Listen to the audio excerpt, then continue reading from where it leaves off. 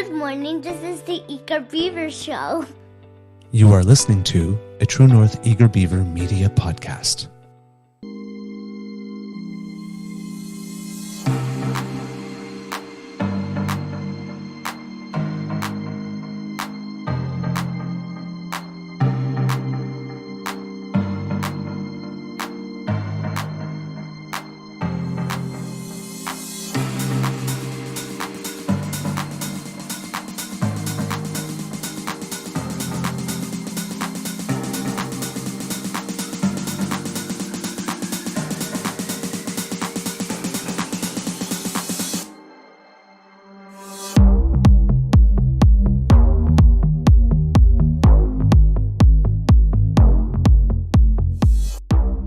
The True North Eager Beaver podcasts are proudly brought to you by our founding sponsors, the Miss V Mysteries from Corvid Moon Publishing, your source for science fiction, fantasy, and cozy mysteries featuring a broad diversity of characters.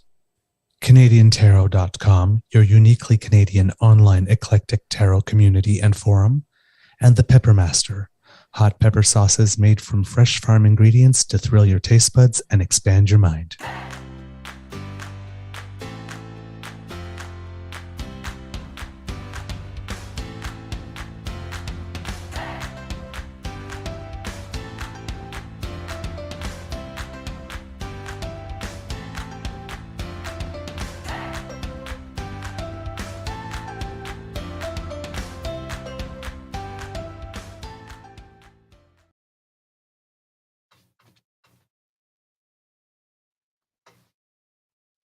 Oh, I don't know what happened there. We lost Mr. Beaver. There he There is. you go. Well, good morning, kits and cubs, and welcome to season 3 and episode number 244. I seem to be in a weird place in the frame here. Of Yeah, the there you Daily go. Beaver Morning Show here on the Crier Media Network. Yeah. Today, recording day is Friday, November 3rd, 2023, and I have no idea what kind of day it's going to be at the Beaver Lodge, but I assume it'll be nice. Got a dentist appointment today. Got to make sure that the chompers are, taken care of so I can take some bites out of people. So, Well, yeah, sure. we say on the blog page, it says incisive political commentary. Right there. So, so that's why I'm in town, but it's a quick in and out. I'm back home this evening to the Beaver Lodge. I'm your host, the Eager Beaver, pronouns he, him, hey, Mr. Beaver, eh? For some reason, the lighting here is not that great. And I would... I have 7 lights on me. 7. And thank you to our podcast founding sponsors, the Peppermaster, the Miss V Mysteries from Corvid Moon Publishing, and CanadianTarot.com. We have a Friday morning bite for you, but before we do anything else, let's say hello to Mr. Grizzly and ask him how his mental health is doing today. Sir. Good morning, sir. Mental health-wise, I'm pretty good, actually. Really good. Got a couple of, minor issues, like I'm behind on several projects, which, is never fun. And yeah, just, it's just general life gets in the way sometimes, and that's currently my state of being. So mental health-wise, I'm good, but everything else is a little bit in flux, as the saying goes. I see. Hold on. I'm just... Kit Linda M says my volume's a little low because I'm a little further from the mic than usual. So I'm just going to put myself on mute while I move something so you don't have to No hear problem. that bragging, and I'll be right back. Go ahead. Go ahead. We got lots of time. I'm just experimenting here. I got another light there. That takes a second to adjust because I've got my green screen up. What you see behind me is virtual. Put this light on and it actually compensates a bit and helps with the background. But yeah, that's completely artificial right there. All right, let's try. It's a big green screen behind me. There you go.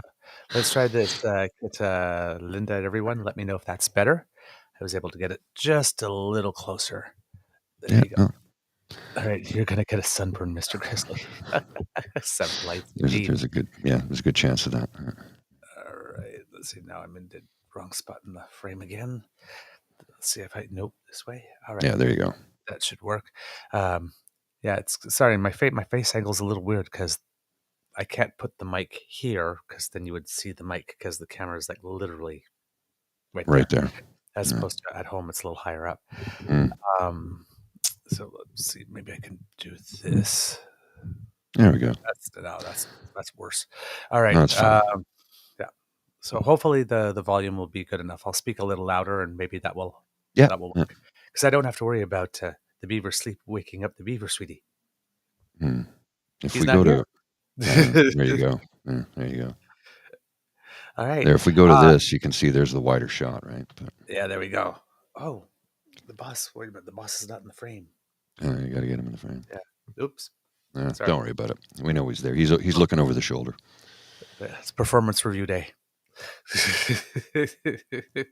Yeah. He's not saying much. He's just sitting there quiet looking. Judging you quietly, is he? Yeah. I know that. It's really weird. Because usually I'm the one that's like totally judging you. But oh well. All right. The Blair Witch Beaver podcast. Yes, indeed. Don't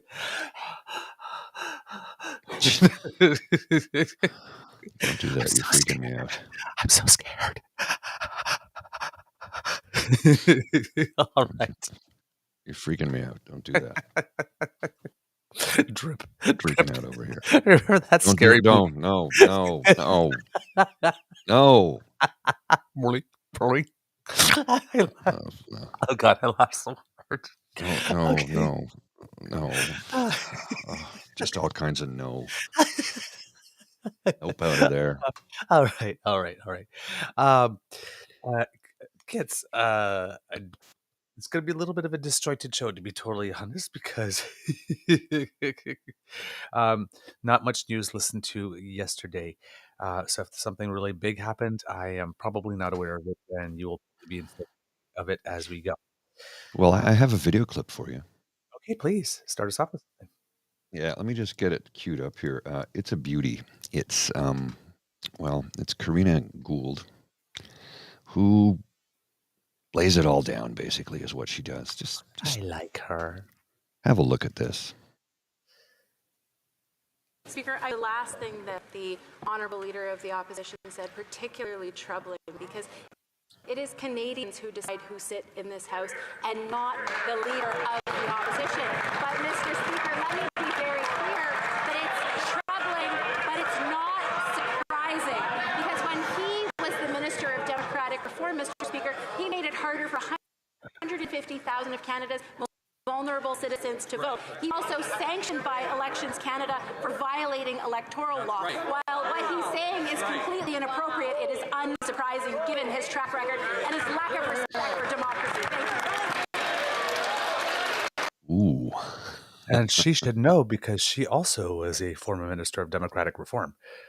Yes. But what did he say to provoke that? Well, I'm not exactly sure.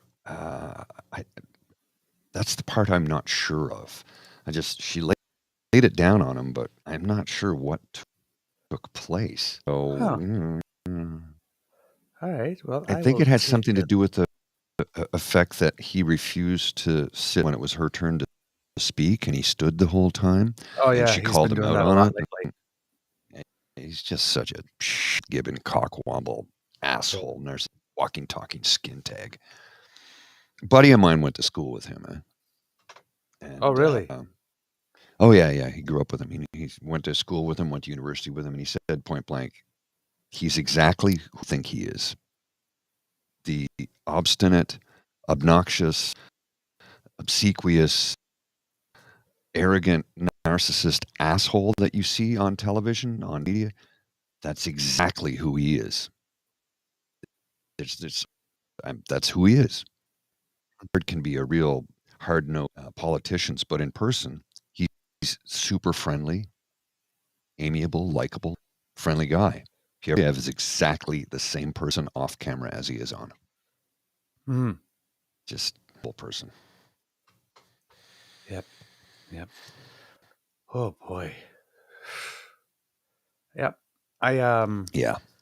Yeah, he's been doing this a lot. He's been using the House of Commons a bit like his personal little theater. So, his clips and all the things that he's saying. But for some reason, he seems to be taking a particular delight out of defying this particular speaker. And I'm wondering what it is about this particular speaker that could be so different that now all of a sudden he's deciding not to sit down when asked I don't know. What do you suppose more that than would once. be? Why Just do you can't put my suppose that finger on it. is? Can't put Maybe my because finger he on it. feels he's being a little uppity because of the complexion of his skin. I I'm just just, can't put I'm my just, finger. I'm just asking questions. Just can't put my finger on what the problem might be. Yeah. Not at all. Yeah. Listen. It's clear that they've probably admitted to themselves that the fake over didn't work, and they're Mhm. just Yeah. leaning into the dickishness now. They're just leaning in it. They had that period in the United States where they just said, just let Trump be Trump then. Listen, I think they're doing the same thing here. Probably. Because he's not credible. He's not credible as the soft guy. I mean, he has a 20-year track record for everything that he does. There's like, roll the clip because there's something. Because here's the thing about this guy, right? 19 years in Parliament. Do you know how many pieces of legislation have his name on it in 20 years? 6. 6. There was a seventh. A recent seventh, actually, but that PP doesn't want to mention, apparently, as a seventh. There was a private member's bill that was being discussed lately. Oh, God, I wish I could remember off the top of my head what it was. But PP said that he was going to fight for it, and it turns out that that private member's bill that he was fighting for was his own private member's bill before he became leader. But since he became leader, he kind of sloughed it on to someone else because now he doesn't want his particular name associated with that bill as leader of the party. Mm. Yes, and off the top of my I've forgotten which one it is off the top of my head. When it comes to me, I will, but it's sort of like, oh yeah, well, yeah. And it's pretty obvious why it is that he would want to pass that one on to Well, someone I else already. mean, It wasn't a bill to be proud of. Let's put it that way. So, no. yeah. And hopefully it will come to me before the end of the show because I just forgot it. Yeah, I don't know, man. Not very many accomplishments, lifetime compliance order with Elections Canada. And I mean, this is under Harper, he created the culture that this is the type of party that uses essentially public funds to misappropriates public funds to advertise itself.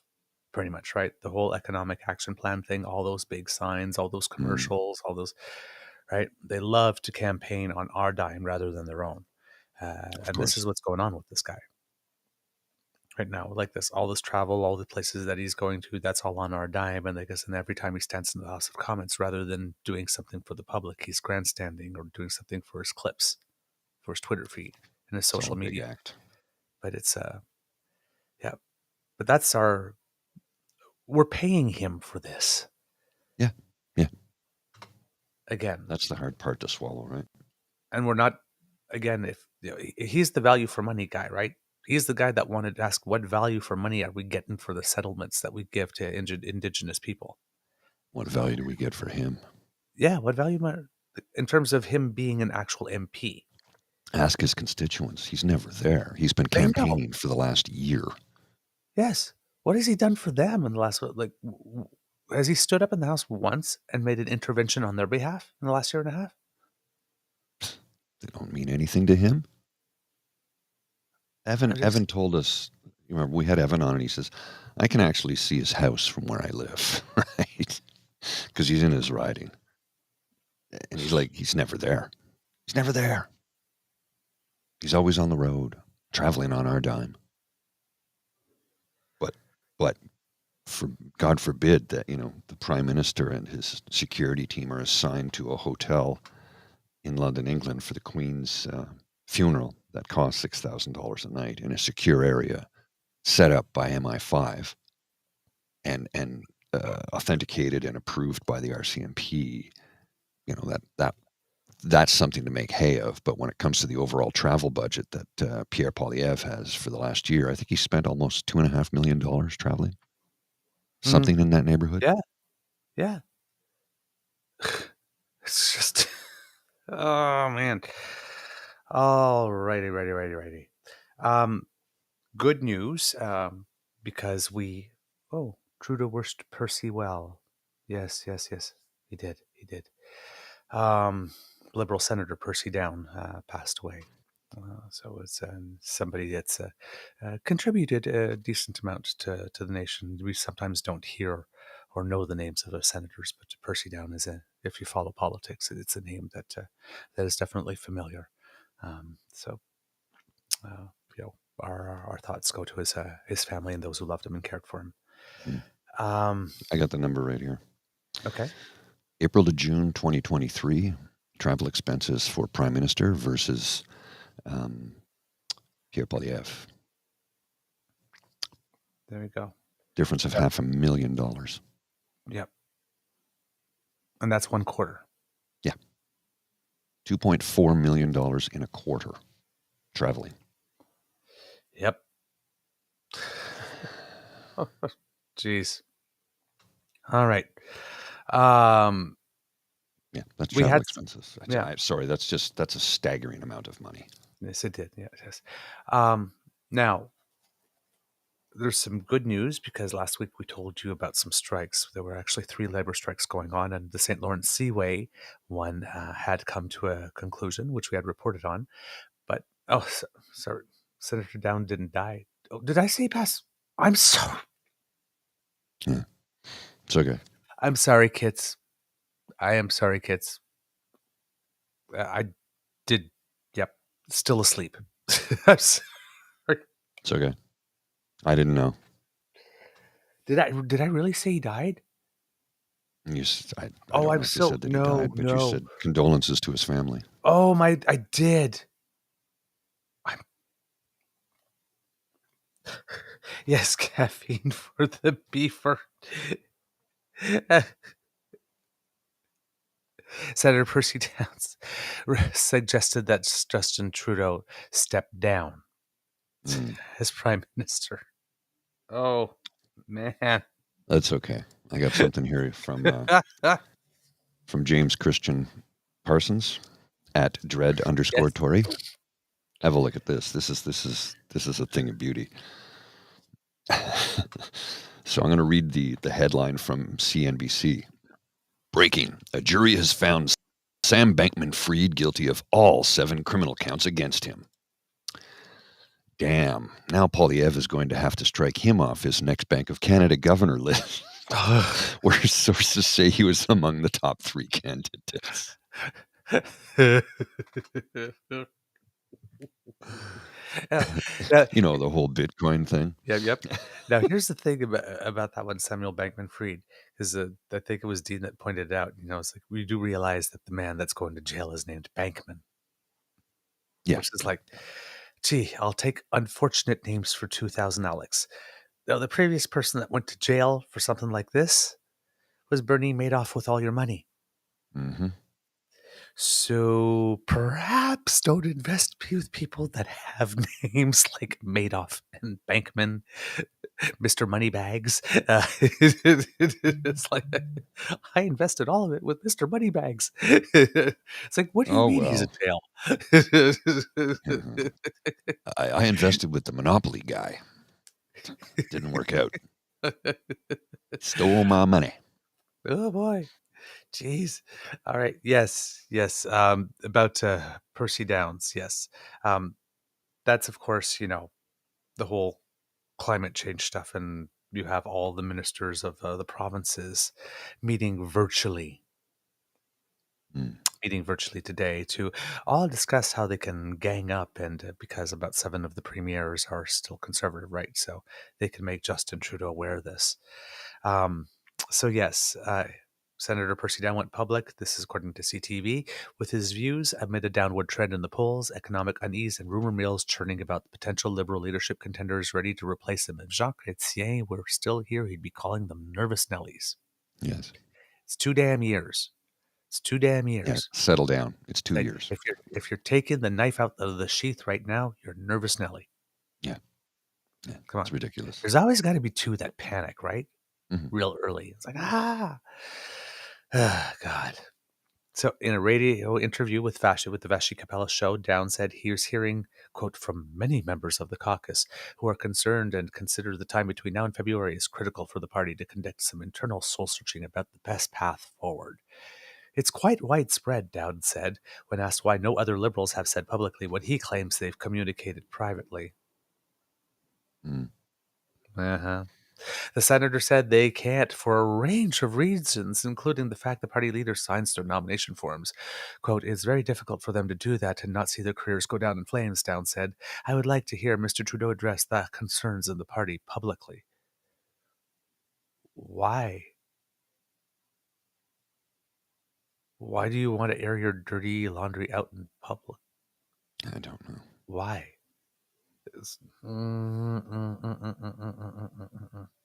Not good, not good, not good. Asked to comment on this chatter on his way into period, the Prime Minister became animated. Oh, Percy, yeah, how's he doing? Trudeau asked, to which a reporter indicated that he wants the Prime Minister to quit. Oh, well, I wish him all the best in the work that he's doing, the Prime Minister said with a grin on his face. So I am guessing that this is not a new thing between them two. Yeah, sounds like it. Some sort of in-house thing. Yes. Well, come on. Right? Remember when they were asking Mariah Carey about someone? She was like, I don't know. I don't know. It's like, he indicates that you, Percy, oh, Percy, how's he doing? He wants you to quit. Oh, well, I wish him all the best. It's like, oh, that's Percy. Par for the course. Right. Yeah. It's not what's said. Often it's what's not said, kids. Trudeau's repeatedly reaffirmed his plans to stay on and lead the Liberal Party into the next federal election. Of course, he always has to say that too, so take that for what that's worth. Down has been in the upper chamber since 2003 and was dropped alongside all the Liberal senators from the Liberal caucus by Trudeau in 2014. He previously worked as a former Liberal Prime Minister Jean Chrétien's chief of staff. Maybe that has something to do with it. There's some senators that were there from back in the day that really didn't like that move. So could be just a long-term resentment from that. Mm. Most logical, most reasonable explanation is usually it. This seems to be. Well, the senators are very proud of being senators and of the work that they do. So, there are, the ones that have been there since a while, there's probably a lot of them that felt a little ouch because, being with the party and not independent is all they've ever known. And they come from a time and a culture and era where being a party person was a very, very important thing. Like being a company man was a very, very important thing. Now it gets you nothing, so there's no point because there's no loyalty anymore. Right? But there was a time when that was prized and, well, so, it could just be that. Right? Quote, there's a very strong feeling in the Liberal Party that Pierre can be defeated. The question is a change of leadership required to do that or not, he told Capellos. Now, saying that the party owes Justin Trudeau a tremendous debt of gratitude, that's always what they say as they're pushing you out, right? Mm-hmm. It was a wonderful meal. Thanks. You were wonderful guests. Yeah. Thank you for the housewarming presents. Okay. Yeah. No. Really. We really have to be at something. Gotta go. But there's a sense in the party that there should be a discussion about where the party is going, and that discussion should be over the next 16 weeks. In case Justin decides not to run again, there will be time for leadership and a new leader to step forward, and that part is true. Because they'd have to probably do it in that period of time. You dance with the one that brought you, or you do something new. But so I'll see what's happening. I'm guessing that there's going to be a lot of people looking at at polls in the next 16 weeks. But yeah, interesting movement. And then we have that McDonald guy who came out last week saying that he opposed to like the carbon tax and Mhm. that type of stuff. And that was just before the home heating oil rebates came along. So there's been some, but that's why I'm saying, the couple of people are grumbling and talking loud out in public, and Yes. not doing the whole load of laundry, but here's a sock, wash, right? Uh, It's not a good thing to do. no, it's not a good thing to do. Being a team player, I understand, right? Not everybody gets their way, and sometimes got a little pressure out, you get a little steam out, but it's not the way. It's not the way. Percy needs one of these.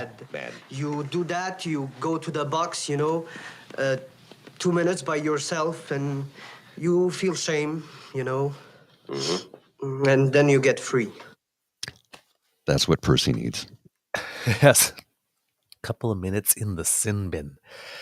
The premiers of the provinces and territories, I believe, as well, are meeting virtually today, basically to discuss the grenade that old Daniela threw into the pond, Jesus Christ, which that is her starts with APP thing. Now, they're all going to be talking, and of course, the Alberta Minister of Finance is like, well, if you don't think our 53% number is okay, then tell us what number you think is okay and show us how you got your number. Show us your math. It's like, please. It's like, if you're going to ask somebody else to show you their math, because now you kind of showed us yours, but you did funny math. You did very new math. Carry to 6, add 14. What? Huh? Yeah. So it's like, 16%, add 37 more percent. Yeah, that's what we're entitled to. Just triple that. And Just give me so, everything. I would like everything, please. yes, exactly. So, it's usually not a good idea to ask for other people's numbers if you've put out crappy numbers. It's usually a bad idea to make the statement, to have somebody say something else and go, oh, yeah, you prove it when you haven't proven yours first. Yeah, very true. Right? So, we know that Danielle Smith, who says she doesn't believe in fantasy thinking. Well, that report sure was fantasy thinking. We've proved that statement to be invalid. Yeah. It's like, so I'm sorry, if you think you could like walk in to say, like, this pension thing that everybody contributed to since 1960 something, well, more than half of that is all ours. So, but I don't believe in fantasy thinking. So basically, Danielle Smith is going to, on that phone call, be told by everyone except for Premier Scott Moe for some stupid reason. It's like, you do realize that the citizens of Saskatchewan are also getting screwed with this, Premier Scott Moe, and you're cheering for it? He doesn't care. So, other than Scott Moe, it doesn't seem that anybody else is particularly too keen on this. Now, some are just saying nothing, and a couple of people are making some vocal noises. Our governor of the Great State of Etobicoke is one of them, who's making big noises because, well, any other tune he can dance to for the cameras and a microphone for the next while. Oh, yeah. It's distraction. Don't look at the green belt. Don't look at the green belt. Hey, is that a polka? It's like, no offense to people who love polka. I love a good polka. Boy, does he like those egg sandwiches. Give me one of them egg Sammies from that place down the street there, whose name I won't say because they're not paying us for it. Yes. I bet she's like sitting there calling Tim Hortons. It's like, hey, Timmy's, can you start your smile cookie thing a little early? I need some new material. You said the name, dude. They ain't paying us. Oh, come on. I know. I'm just being pedantic. Speaking of pedantic, Seamus O'Regan Jr. Sorry, I forgot the junior. He tweeted this. Was this yesterday? Yesterday afternoon. The head of Alberta's Labour Federation is calling out Pierre Poilievre and the Conservatives for blocking the Sustainable Jobs Act at committee. The worst kind of performative, deceptive politics. Conservatives don't want workers at the table. That's the last thing they want. He's right. He's Like, right. this is from Gil McGowan, at Gil McGowan. Why are Pierre Poilievre's Conservatives trying to block a bill that would give workers a seat at the table to help plan for the unfolding energy transition? As we in Labour say, if you're not at the table, you're on the menu. Apparently, that's exactly what Conservatives want. Yes, it Yeah. is. Except Yes. again, these people are not Conservatives. They're reformers. And it is also par for course. Par for the course. He did not want to meet with the president of the CBC to discuss what it is that axing the CBC could be in reality. He didn't want to meet with the former governor general in order to talk about election interference. He didn't want to get his additional security clearance so that he can see NSICOP level security documents. It's very, very important that it's not just any documents, it's NSICOP level documents. Yes. Which is a different, that's like cosmic clearance, right? Yes. Now, apparently, security clearance for MPs is different than security clearance for public servants, because there's the whole, you get admitted to the Privy Council, certain people, and it's hard to have that. The designation can be removed, but the Privy Council designation you have for life. Now, whether that means, again, right, once you get to that level, NSICOP level, whether that level of security clearance is sufficient, or I don't know if King's Privy Council, back in the day, Queen's Privy Council, is enough level that grants you access to be able to see everything. So that might be that might be a difference. So we'd have to find out. According to Dale Smith, there is a difference. But I don't know more about it, and I've asked a couple of questions on Twitter to find out, and I haven't gotten a response, because I asked Thomas Junot and Michael Junot Katsuyak, who are former intelligence or people that are well known in the intelligence community. You see them on the news often when they're discussing election interference, and I didn't get an answer. So, but still, I would assume, even if you have King's Privy Council, once you start bringing new people into your life, like, for example, you get married, it's not like, well, you got it in 19, so you got married now, so I guess we won't do a check now, right? There's got to be something that happens. So and even if it was true that Pierre still had it, the people very close to him would have to have some type of check as well, and they would need to submit to it.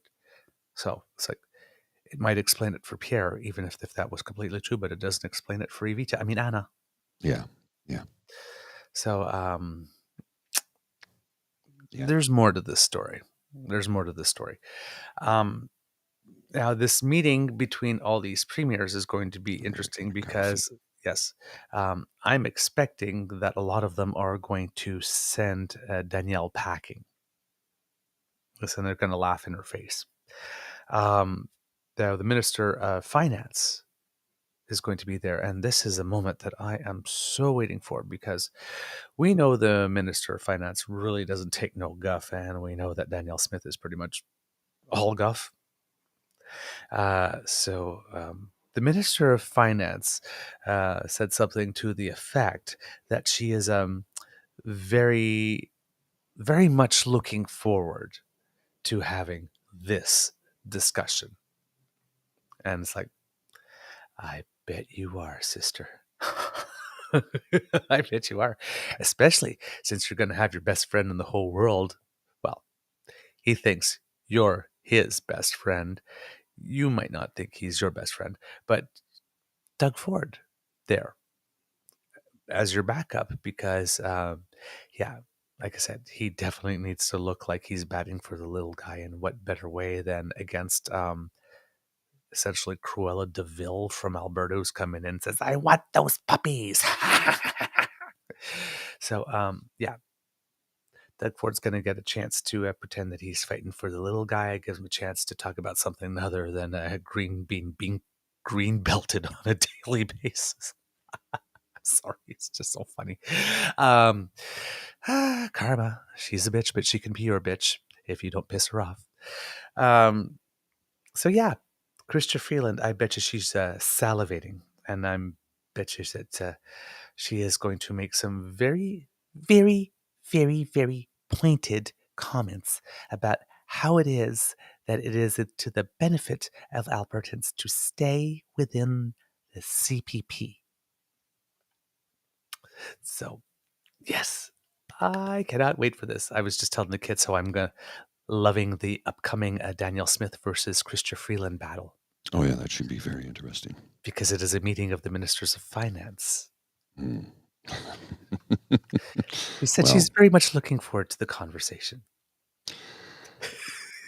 Now, Chrystia Freeland is going to come with facts here, right? She's a Rhodes Scholar, speaks 5 languages. Come on. It's if it's a battle of wits, the battle will be over in about 12 seconds.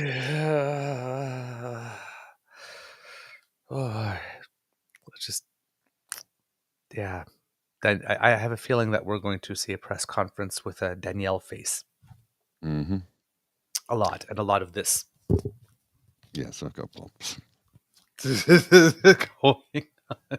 Exactly. Mystical Freeland handled Trump. Danielle won't be a problem. And she handled Putin. Right? Trump and Putin.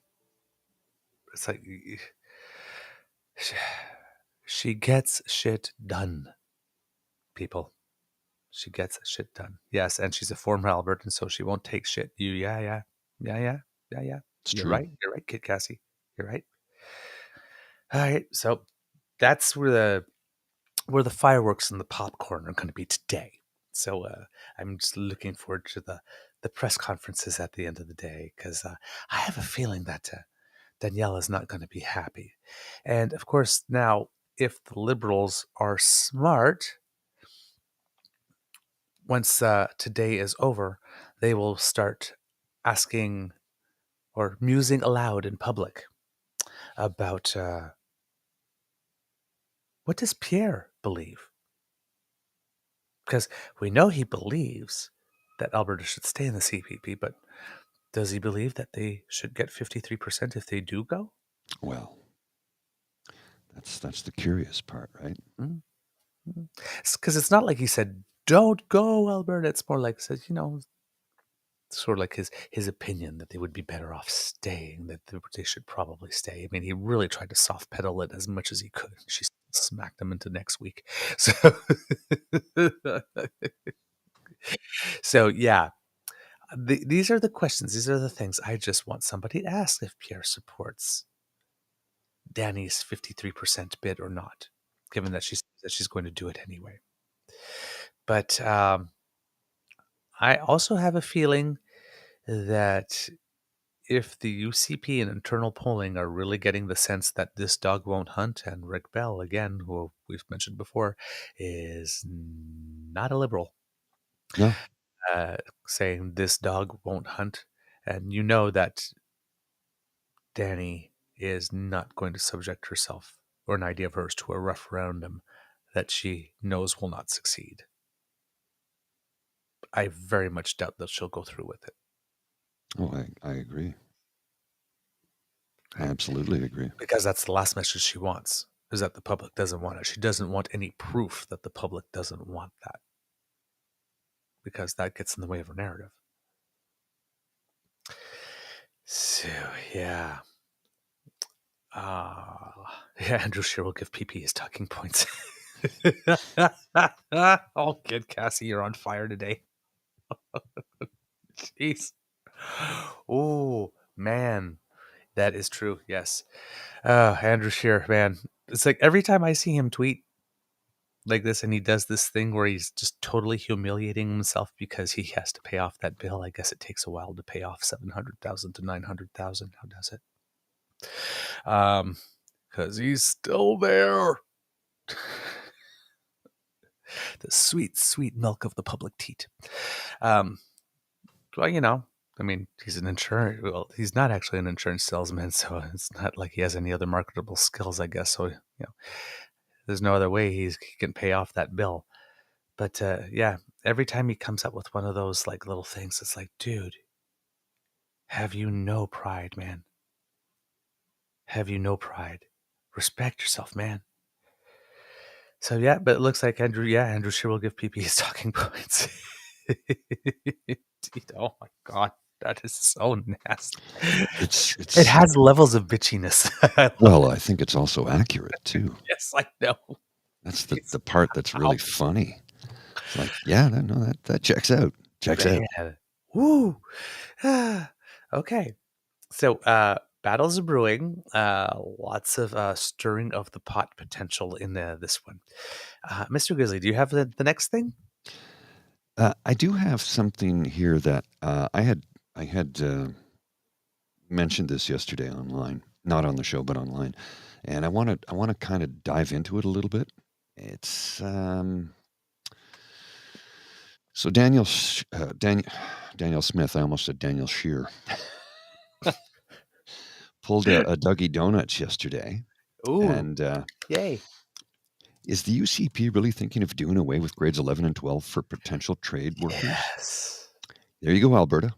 Grade 10 is all you need. Conservatives want to keep you uneducated. This is what you should be angry about, not Justin Trudeau. Smith is privatizing your health care, taking away your pension, ignoring climate change, and now your education. And I responded to this because this was a tweet from Clay Thompson, Mm-hmm. and it was in regards to her and Jesperson's show talking about this. And basically my response was, we discussed this some time ago on our show regarding Doug Ford. This is a thinly veiled way of getting both free labor to his developer overlords and have those same developers charging the province money for the training of these workers. It's a scam. Mm-hmm. Not only is it a scam, but again, the same thing I asked when Doug Ford did this. What is it in 2023 that U.S. conservatives have determined that people after grade 10 or grade 11 no longer need to know? Because right now you are creating a situation where, okay, you're sending people who might be interested in trades towards that path earlier in life, which, okay, eventually might lead them to becoming a good tradesperson. But should that tradesperson one day want to break out and start their own business? Yeah. Good luck. Keep them stupid. Keep them in the dark. That's what they want. Hey, you saw David Parker say point blank, your expertise means nothing to us. I'm like, what? Yeah, you're going to the dentist today. I hope your dentist went to dentistry school and has a degree in dentistry and not some guy who just, I watched a YouTube video one day and I decided I could clean your teeth. I travel from Kingston to Ottawa because my dentist is so good. I wanted to keep the same dentist. There you go. It's worth the travel bill. Because he is that good. He's an expert. And she is that good. Oh, sorry. Apologies. Yes. I shouldn't have made that assumption. Yes, but it's like anytime I've had a filling like this, completely pain-free. She knows how to do the injection. She, arranged to have, wisdom teeth pulled out. And it was an easy experience. It was just mechanics, lawyers, hairstylists, accountants, dentists, doctors. When you got a really good one, you keep them. Yes. Same thing with divorce lawyers, in case you're someone who's a serial monogamist. You get a good one, you keep them. Jeez, come on, man. Expertise, it matters, man. It matters. Well, see, and this is, people will laud this as, that's a good idea, because not every school is not for everyone. Agreed, it's not for everyone. But at least get your grade 12. I know that sounded like Ricky from the Trailer Park Boys. He got his grade 10, so, now he's got some fancy book learning. But really, complete high school. And then at 18 years of age, if you decide you want to take a gap year or 2 or 3, whatever the case may be, before you get into the workforce, I strongly recommend that. Trying to, right now, this is a cradle to the grave minimum wage program is what they're trying to build here. Right. But the first couple of years, because you're an apprentice, and they'll make that apprenticeship 2 years or longer, you're going to get nothing for probably the first year. Oh, Ricky has his grade 12 now. I didn't know that. So there you go. Get your grade 12. But, you'd be an apprentice for a year, 6 months, 9 months, whatever the case is. It's free labor for the developer for that time period. That's all it is. And the developer is going to charge because, well, we had to train that person, so we need to get reimbursed for that time. And it's just a big scam. It's a huge scam. And I Yep. I agree. I am concerned that a lot of people who don't have time to watch programs like ours and be properly informed about this will go, that's a good idea. I should talk to my kids about that. Except the kids are smarter than that. Even the ones who don't like school know you can't get too far in life without at least grade 12 today. Yeah, but here's the other thing, right? These same kids were not old enough to go to their teachers and say, hey, these are my pronouns or this is my name, are old enough to determine in grade 9, grade 10, grade 11 that this is the career that they want, this is the stream that they want, and that they want it so bad that they're willing to dispense with the knowledge that everybody else is going to be getting for 2 to 3 years. Yeah. Yeah. Oh, come on. Yeah, it's all a scam. It's a scam. And it's scamming, it's robbing the youth of a future. But it's the worst part of scam because, okay, the first 2 years, that's fine. They don't get paid, but then they start working like this. And you know what happens, right? One of the things they say about for artists, for example, is don't have a plan B. Because when things get rough, and things will get rough before you get discovered, if you get discovered at all, because you'll fall back on the thing that you fall back and you won't pursue your dream. And what happens? It's like, you go, you find a job. At one point, you get tired of working restaurants. You have the flexibility, but you want a better quality of life. So you take some type of job. Then you go to fewer auditions. At one point, the money you're getting from that job is, well, you like to eat. And indoor plumbing is kind of nice. And then, you start going down a career path that could be quite limited. Like this. And if you want to get out of that, you're going to have to stop everything at some point in your life when you have obligations like kids or spouse or whatnot, or if you're lucky, a mortgage, to go pursue higher education to raise your earning potential. Well, something else that's not even being discussed, and it should be because this is a reality that we will be facing soon. We already know that jobs are disappearing because of AI. We already know that jobs are disappearing because of automation. Yes. Coal mining is not a job anymore. That's almost entirely automated, right? Yes. That's a labor job. It's not a trade. Trades will be experiencing a reduction in humans in the next 5 to 10 years. The industry for a number of reasons. But the reduction in humans, yes. Because AI will help determine a lot of things, and they will have robots that will do a lot of the general labor stuff. Yep. Robots to move stuff and the super dangerous work that takes place, that will be done by robotics. And people think I'm ridiculous, and I'm like, I'm not being ridiculous. This is happening right now. And you know why? Because you don't have to pay a robot or an AI.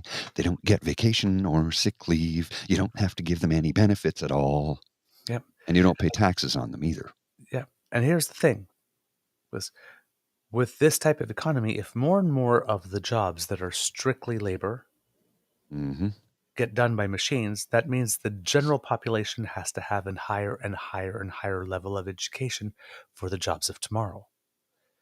If there are going to be no more short order cooks, because that'll be automated. There's actually a Golden Arches store somewhere in the U.S. that is doing experimentation with fully automated flipping the burgers.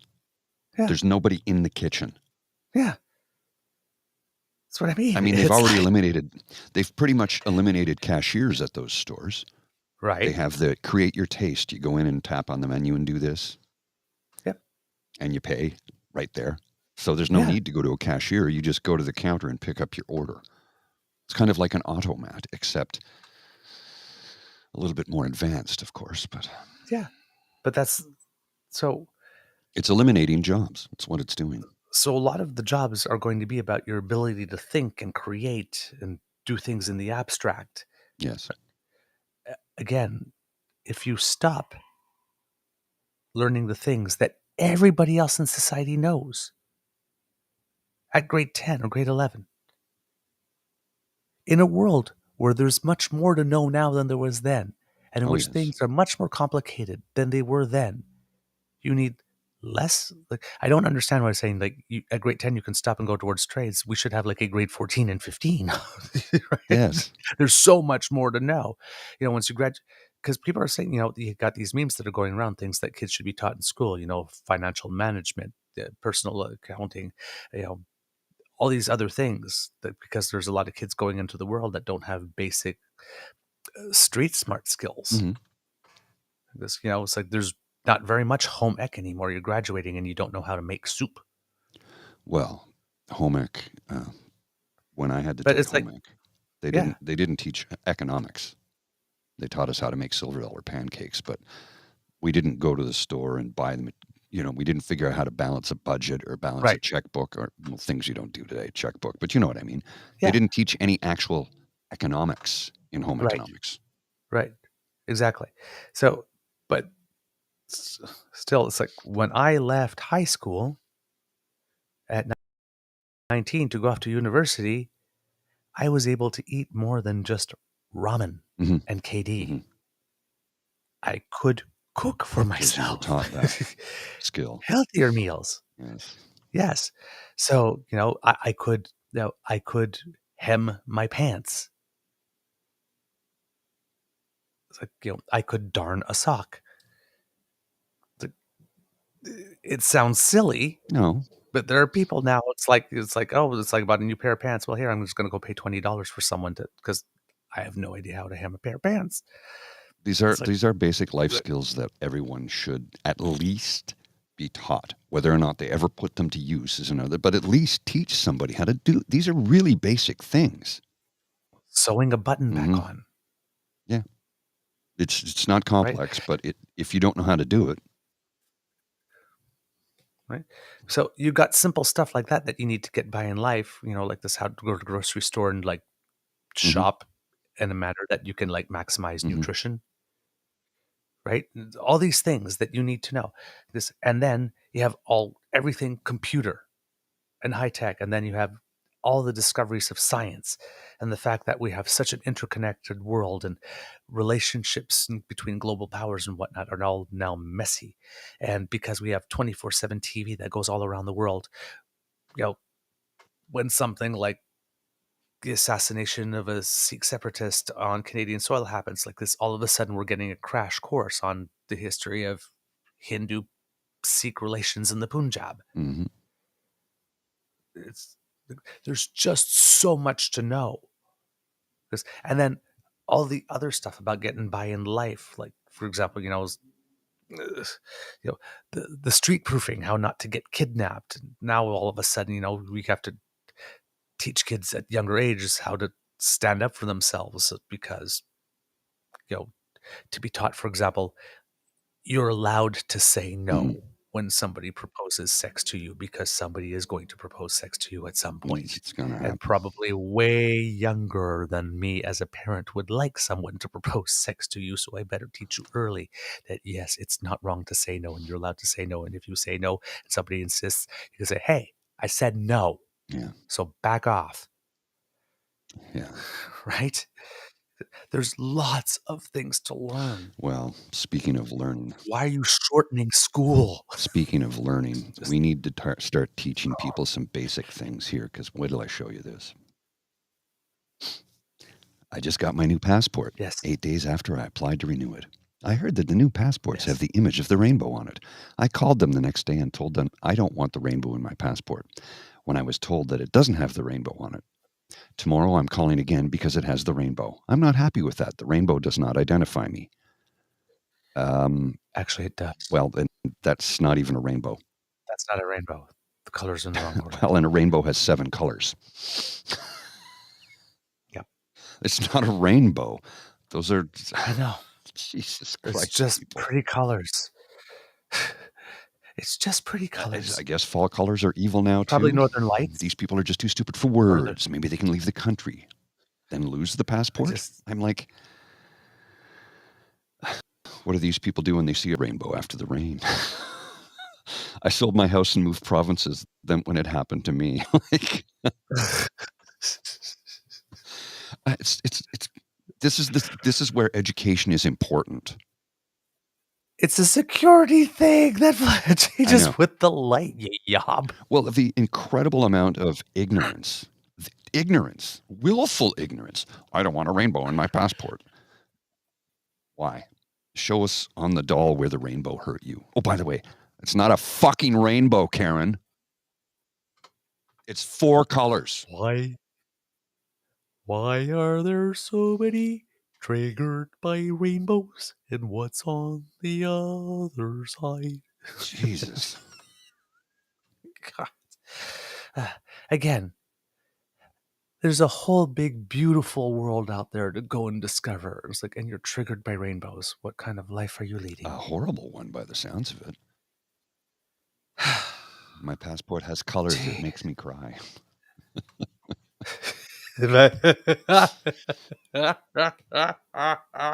It's just, I can't make this shit up. It's like, thank you for creating content for our show, you dumb wog. Meanwhile, you have Dave from Orbit Studios, who posted, it's like, I think from beginning to end, passport application to delivery, I think it took like 8 days or something. And I was like, what? But Pierre and all his friends have been telling us that everything's broken. How dare they let something so efficient happen under their watch? Well, that was the other thing. You're supposed to be opposing. You didn't oppose hard enough. He got his passport in 8 days. What the hell is wrong with you? Why did you let that happen? Well, that was the other thing when I first started. I'm voting PPC When I now. first started to read I just got my new passport 8 days after I applied to renew it. I'm like, well, hang on a sec. Why are you not celebrating that? That's the end. Right. That's the end of the tweet. That's the end of the post. I just got my passport 8 days after I applied to renew it. Awesome. Done. Say nothing more. Because look at that. The system is working. It had a rainbow in it. But I can't have rainbows because it doesn't identify me. The picture in the passport where your name and your date of birth, that's what identifies you, poodle. Jesus just so you know. This is why education is important, people. Every damn exasperated all the damn time. In other news, Miss Sadeka, the best part is knowing some convoy folks are some of those people, and they still use the Care Bears theme song for their stupid video. Oh man, Care Bears countdown 3, 2, 1. Wow. Conspiracy bear. Yes. Oh, and that's the other thing. Now, apparently, because the Palestine thing, right? The Terry Fox statue was desecrated again. And now you got people going around like this. Oh, when the convoy people did it, there was all this outrage. But now I'm outraged. Period. Doing, where's the outrage? It's like, okay. See, here's the thing. I'm not. Right. It's a statue. No, but it's Terry Fox. He's sacrosanct. I understand that. It's a statue. It's not a living thing. It has no feelings. The people do that. Are they classless and stupid? Yeah. Am I outraged? Why? Because people are classless and stupid? They have a constitutional right to be classless and stupid. It's not a crime. It's a crime against good taste, but it's not a crime. It's like, I'm sorry. I have a limited amount of outrage. Fair. It's like, is it desecration with what? They're both desecration. Doesn't matter who does it. It's desecration. It's wrong, period. Just don't do it. And you shouldn't do it like this, but it's not. They put a sign on it and they put. My take is don't do it. Just don't. Just don't. No, don't do it. But also, if someone does it, like, unless they're making the thing do something completely and totally obscene or whatnot. Because I mean, who like I could imagine on Pride Day somebody put a pride flag in Terry Fox's hand, the statue or something, or like putting Mardi Gras beads around his neck. Here's the thing. People will do what Here's they the thing, though. people will do what they do. Here's the thing, though, that's left out of this conversation. Well, you put a pride flag. Weren't you offended? No, because the pride flag is about inclusivity and acceptance, which is something Terry Fox fought for. Technically, it would still be Oh, desecration. technically, yes. Yeah, no. That's what I mean. So it's like desecration is desecration is desecration. It's the same meaning of the word. Doesn't matter who does it. So yeah, again, it's like if you are seeing this and you're seeing like, oh well, you got outraged with one but not the other. It's like that's not fair. That's a you thing. Well, You're the one that's seeing a difference between the two. The definition of the word desecrate doesn't change depending on who show does us it. on the doll where the rainbow hurt you. It's just like, God, seriously. Kid Saucy Care Bears literally ride rainbows. Oh my God, you are so tempting me right now. It's like riding the thing. Riding the rainbow. I will not go there. It's a morning show. Nope. Morning show. No, that's a casual It's bad Friday enough- show. That one. It's bad enough that Skittles invites you to taste the rainbow. Oh yeah, Riding the rainbow is an entirely different are they going to thing. attack Skittles next for tasting the rainbow? Is that their next target? I wonder. Hey. Skittles versus M&M's, Skittles versus Smarties, and of course, like now the new culture war is heat pumps, Oh right? God Almighty! It's fucking what the Real men heat with oil. Pumps are for pussies. Actually, I think in some cases they're for penises because they're very tiny and they want to make them big. Yes, I was hoping you'd go there. Yes. Set.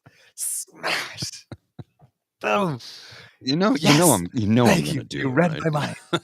You read my mind. Thank you. Oh, I was hoping you'd go for it. I want a rainbow on my heat God. pump. It's like, darling, pumps are for feet. Pumps are for feet. I want a rainbow on my heat pump. So yes, apparently the new culture war is heat pumps. So kids and cubs, as you know, the Beaver Sweetie and I are getting a heat pump. We were supposed to have it last Tuesday, but unfortunately, somebody at the heat pump installation company fell very, very, very sick. So it's going to be happening next week. But given that, it's just really funny how the timing is because, again, Danielle Smith apparently, and well, other people want you to believe that, well, heat pumps, they don't work. And, it's like, Actually, they if do. you're getting under minus 15, they're not going to do anything for you. So good luck with that, and well, you still need electricity for your heat pump. So good luck with that when that runs out. And I was like, okay, What is she talking here's about? the deal. I know that, but that's the whole thing. Apparently everybody's like this. We need to discourage people from getting heat pumps because if they switch to heat pumps, well, then they're permanently off of fossil fuel, right? And we can't have that, Look, especially when she's really trying to get base load back on, right? what these willfully ignorant individuals like Danielle Smith fail to realize is even if we convert everybody to electric vehicles, heat pumps, and heating oil, and basically use oil for the only other thing it's going to be used for and will be for ever, plastics. Go to everything in a hospital is plastic. This is a nylon woven sweater. It's plastic. Yep. Yeah. It's like oil is not going away. It's not. We're going to phase it out for vehicles, for power, and for home heating, but it's not going away. Right? No, it's not going away. And I guess, and again, science. I'm sure they'll find a whole bunch of new uses for the product, right? I guess, and then 20 years from now, we'll find out how these new uses have just. Well, when they first, but that's the way. When they first discovered fossil fuels and realized they could use that to burn, the whaling industry was gone in about 3 years. In 3 years, the entire industry was dead. That was it. And whaling was for whale oil, blubber. It completely died globally. Now, there's still some Yeah. countries that do it, but Yes. it's not like it once was, to the point where, and somebody's, well, that's a renewable resource. Yeah, except we weren't farming whales. We weren't farming whales. You can't really, like, I'm familiar with, Here, Buffy. well, I'm familiar with Here, Buffy. aquaculture, right? Aquaculture, like agriculture, where they have fish farms and Yes. hatcheries and things like that. Exactly. Yes. But yes. we're not Absolutely. doing that with whales. Right.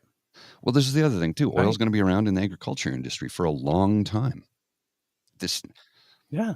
you know, Yeah. So, interesting comment from Ree, What's though. The whales approved. Yes. However, they are now victims of the oil industry as well, which is like, yeah, you're right.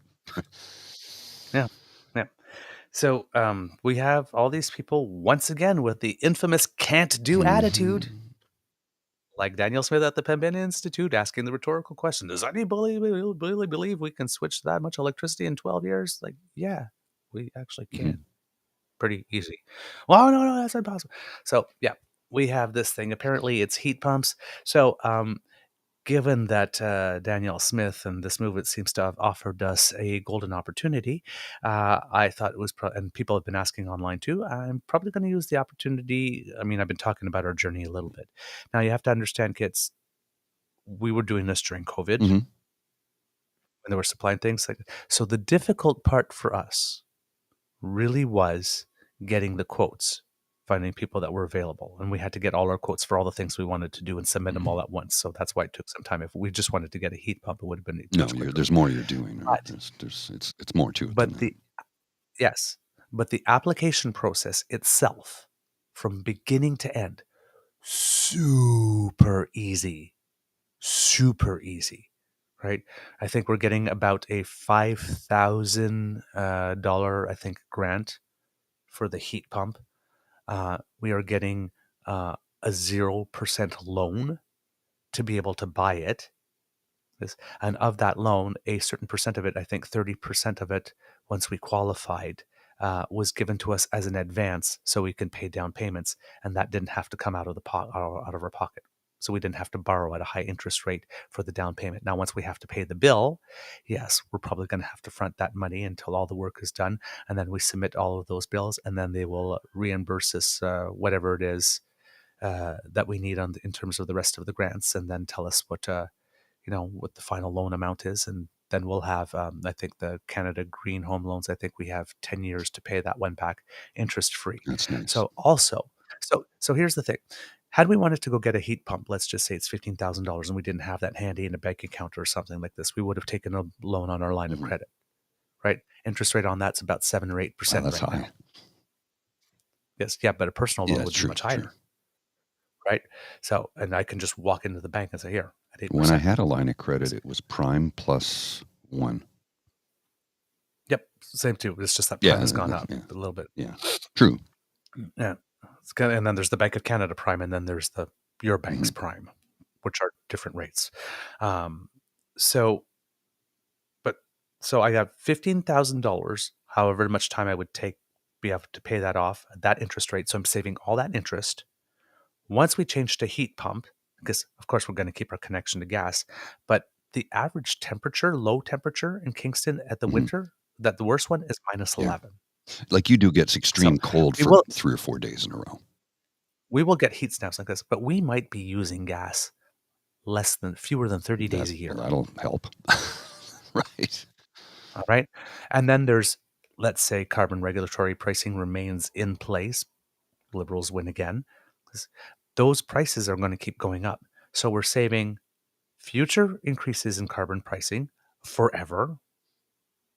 The gas bill forever. We have to pay to keep our connection. Yeah. Monthly connection fee. And all the interest on the loan had we taken a loan.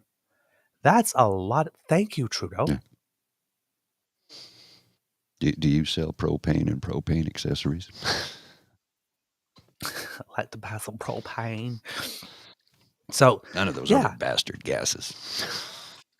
So I'm figuring, since we're going to do this, we'll use a little education, and when it comes in, we'll talk about it, and then when we get our first bill, we'll compare it to last year's and see what our Mhm. savings were, and we'll document it a little bit over the next year. It's like our heat pump project Mhm. type thing. And let's since Danielle Smith is saying all these things, well, it just so happens that we here at the Beaver Lodge in real time will be able to see whether or not it's bullshit or not. So we'll bring you. This is our first investigative reporting. Well, here's something for you. We here at the Beaver Lodge spent $15,000 of our own money to see if Danielle Smith Was right. That's not really why we did it, but that's not really why we do it. But hey, I'm a bit of a spin doctor, so I'm just going to say that's why. Well, here's an interesting, because we're talking about electricity and hydro and heat pumps and that. Nova Scotia Power wants customers to foot the leftover $25 million Fiona bill. Company says the bill for Fiona-related operating costs is threatening profits. Come again? Yeah, Hurricane Fiona. They want their customers to pay for it. The power company wants. Yeah, because it's threatening their profits. I'm like, how about you just make an insurance claim? You're supposed to be insured against this. Did you know that Nova Scotia Power is adding storm riders to charge ratepayers for storm costs? Fiona hit before Nova Scotia Power was allowed to charge ratepayers a storm rider to cover the cost of severe weather restoration. Now, So I'm guessing the Conservative government has now allowed this? well, This new I Conservative don't government? know. This is from Cheryl in Nova Scotia. It's at mini_bubbly. Because I always like to give it to where credit's due to the person with the tweet up. Cheryl in Nova Scotia. Yeah. And they want their customers to pay for, because it's hurting their bottom line. Huh. Greedy corps should have bought insurance for things like that. You should send me a link to that one. If there's an article with that, I'll read up on that so I can talk more about it. That's a little weird. Kitsasi says, not surprised. Nova Scotia Power has always made us pay for all their bullshit. Nova Scotians hate Nova Scotia Power. But if that was a rule change that happened under the Tim Houston government,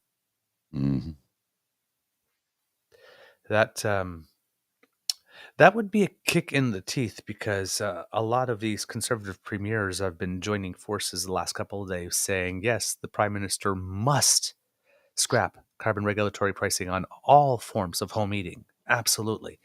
And they're trying to gang up on him.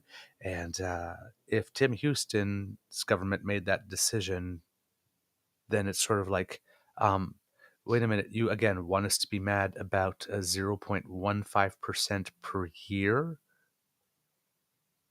but you're going to send us a huge bill to cover a shortfall every time there's a storm? Yeah. No. How does that work? How's that fair? No, that's not good. Oh, no, I don't like that. No. And it's not. Wait a minute. now- It's like you tell me to plan for stuff like this. Why doesn't the corp? Yeah. Well, if we have to buy insurance, that's going to hurt our profit margin. It's called an operating cost, you dick. And so? What's your point? I wish I had that option. Yeah. Like, hello, Nova Scotia Power. Yeah, I'm not paying my bill this year. Yeah, and I actually looked in my computer, and it seems that I made a calculation or error, and you owe me $12,000. And there was 5 days last year where we lost power when I happened to be working from home. So you owe me for the money I would have made there, and I was very emotionally distressed when that happened. Yes, so, I need money for that compensation. Like this. So I'll be sending you our bill. It turns out I tap. It comes up to $127,632.18. So and you have 30 days or 8% interest. Okay. Mm-hmm. I'll be waiting for the check. Thanks. Bye. Be a love. Amazing, eh? It's like, I would love to be able to say, hey, cable company, I'm unilaterally changing my contract. Mm-hmm. Yeah, my service was out for 2 days, so I'm not paying. And now you're giving me TSN and the NFL channel. Thank you. Yes, for free for Yes, 6 months. yes, because life is good when you get to write and unwrite and rewrite the contract unilaterally, and then you send it to someone and you just say, well, sign this, or, well, I mean, I guess you have the choice of not having the service anymore. It's like, so anyway, it seems that all these premiers are saying, oh, Justin Trudeau really needs to do this, needs to help us, needs to help us. Now, again, remember what I told you about conservatives not liking big, costly, national, bloated government social programs? Well, this is one that they're begging for. So, and the Prime Minister has made it very, very, very, very clear that says, no, this is the only carve out and they will not be any others. And remember, everybody's talking about this as just the carve out. I'm listening to the news. I'm listening even to like Peter Mansbridge and Bruce Anderson commenting on the bridge and whatnot, and they're all talking about just the cut without the corresponding pilot project to move people away from that part. What Doug Ford did the other day, I'm extending the gas tax and doing nothing else. Mm-hmm. That's a gimmick. Yeah. I'm suspending this for 3 years, and I'm essentially making heat pumps free to get the people in the country, wherever they live. And here's a fun fact. Even though percentage-wise, there's a greater proportion of people in Atlantic Canada that use home heating fuel to heat their homes, there's a greater number of them in Ontario. Yes, for sheer population. So it's going to, yes, so it's going to help. It's going to help a lot. Period. It's going to help a lot of people. All right. So Heating we're oil going to take is not only dirty, but it's really expensive. Yes. So we're going to take it's dirty and expensive, and you buy a whole ton of it up front. That's right. There's no equal billing. It's not like, natural gas, you can go on equal billing. So you pay, I don't know, $50 a month. I don't know, arbitrary figure. Every month period year round, whether your use is high or low, it doesn't matter because you're going to use more in the winter than you are in the summer. And if with natural gas, you also maybe you have a gas stove, your usage is going to fluctuate. But if you pay equal billing, you're fine. Heating oil, I need to fill my tank. That's $3,500, please. Yeah, exactly. In one shot. Well, it's like if you own I'm going to give a comparison thing so people can understand how sometimes things work. If you own a bar in the province of Ontario, and I can only speak about the province of Ontario, when you have to order your liquor from the LCBO and you have to order your beer from the beer store. Now, you can create deals with small local microbreweries, and that's fine. And we're seeing more and more of that. But when you order from the beer store as a bar owner for, say, a 24 case of, I'll say, Labatt Blue, you're going to pay a $9 surcharge on top of that you wouldn't pay as a consumer at the beer store. Most people don't know that. Okay. Which is why, why does it cost so much for a beer at the pub? That's why. That's one of the reasons why. Here's the other thing. When that truck shows up for delivery, pay me in cash for the full amount right now. There's no charge account. You have to pay everything up front. Oh, I did not know that. And again, you're paying another $9 per 24 pack of beer, which is why so many pubs these days have opted to have almost no bottles whatsoever and go for taps. And because there's a greater profit margin in taps, but also trying to prop up the local economy by going with local suppliers and local brewers. Right. But again, it's the same thing. It's like they pay a premium, which is bullshit because let's face it, if you own a bar, you're going to buy way more cases of beer in your lifetime than I ever would. So shouldn't they be getting a bulk discount? No, they pay a $9 premium. Think, right? Wow. Yeah. People don't know these things. So it's the same thing. It's like with heating oil. You pay up the cost up front. I think it's in that neighborhood, Saucy, because I only buy it by the can. Yeah, for the kids listening at home, Kid Saucy asked how much is a 24 beer in Ontario. Here it's over $50 now. It's probably the same thing here. Let's just see. I'll pull up the old beer store website and have a look. I don't know that because you can't buy 24 beer in a case at the liquor store. You can buy 24 cans if you want, but I don't think they sell it by the case. Although that may have changed. I don't know. Yeah. Kid Cassie says, support your local microbrewery, family farm brewery in Manitoba called The Farmery, giving them a try. There you go. I'm all about the local brewery. I'm all about it too. And they're very good community participants in Kingston. We have a brewery called the McKinnon Brothers. And, they support local rugby. They support local sports teams. They They give back. They have a big festival on the grounds because they're not only are they a brewery, but they're a farm, so they actually farm their own hops and have like a huge festival on the like. They really do give back. So you know. Now talking about this oil and gas subsidy type thing, um, the provinces are basically ratcheting up the pressure. And the NDP at first came up with a proposal in the first few days to remove the GST from heating. And I thought that, as Kit Cassie says, it's common sense that heat isn't a luxury. And I think that is common sense. If the federal government wanted to do something else to help everyone, would be removing the GST off heating, which is not the same thing as removing carbon pricing. And that would probably be a good idea. But the carbon pricing for anything else should not be touched. And yesterday, I do not know what it is about this issue, but the NDP swallowed itself whole as a party because the Conservatives are presenting a motion. Now it's a motion, not a bill, not a law, so it has no teeth. That the government should eliminate the carbon tax on home heating completely. So they didn't pass it's not a full axe the tax motion.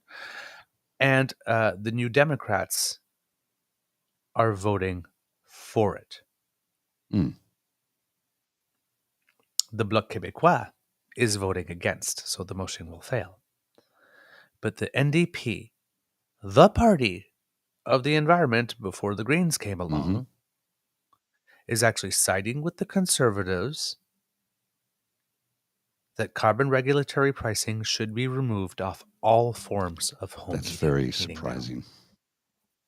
So for the past 2-3 days, the narrative has been about Justin Trudeau having swallowed himself whole because he removed it on one specific form and is using it as the opportunity as a pilot project to see if additional assistance in getting people off dirtier fuels will have more benefit than strict carbon tax alone. Mm. There's a response to the question. For a case of 24 bottles of Alexander Keith's, for example, it's on sale $48.50 right now, normally $51.50. Yep, there you go, $50. So, what's this is just it doesn't make sense as a move at all. There is going to be. I mean, I'm just surprised with the NDP because I don't. Yeah. Because I keep on saying, like, if Trudeau swallowed himself whole by taking it away on one, by taking it away on everything. I mean, if removing it off one killed, that's Trudeau sold out and he's killed it. The proposal's dead. He's proven it didn't work. What happens when you come back? You go behind and says, yeah, let's take it off for all of them.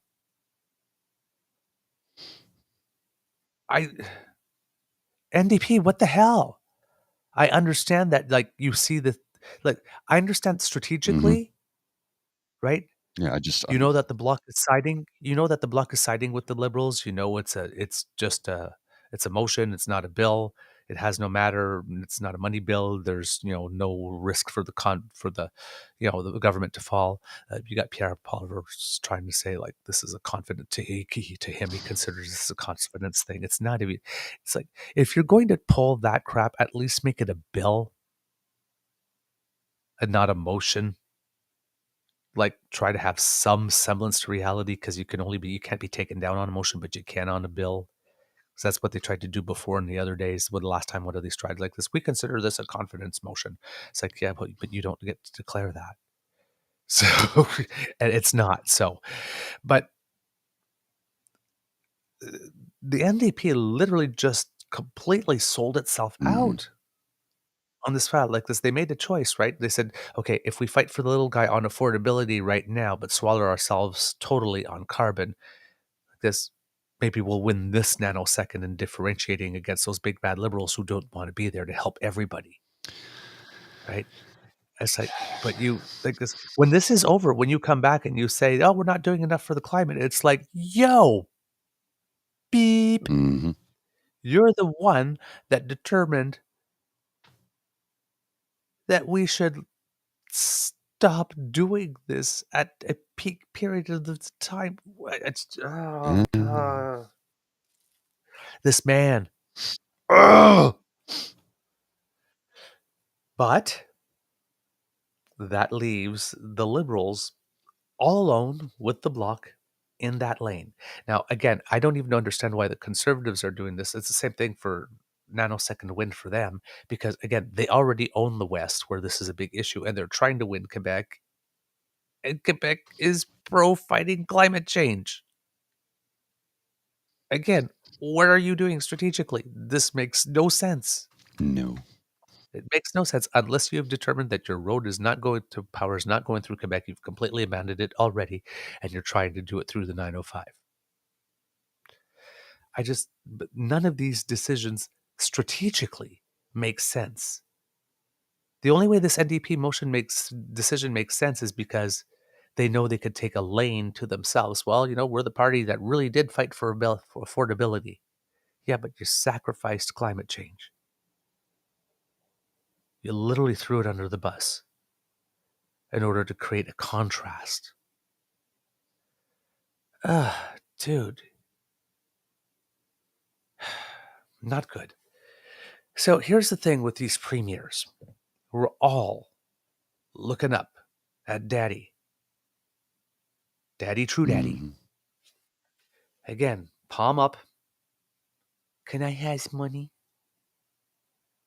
Can I has more money? And it's like, what did you do with the money you have? Spent it all. I need money from you. And it's like, no. The Prime Minister, in a very, very, very strategic way, has decided to remove that additional fee on the most expensive, by far, heating fuel that people have to buy up front, and is helping them get off that fuel forever. Which is a good thing. It's a pilot project. If you're going to start somewhere, why would you not start with the dirtiest fuel that happens to be the most expensive? It's a freaking twofer. Mm-hmm. Wait a minute, I can act on affordability and climate at the same time with one bill? Why would I not? So that's what he said he's prepared to do. He might consider still at some point taking off the GST off home heating. That's something that he could do. But on this is the amount that he's going to do.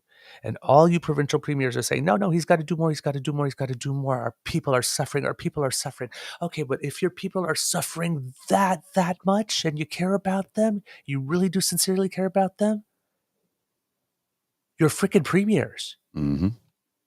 You have a budget. Use it. Use your own damn money.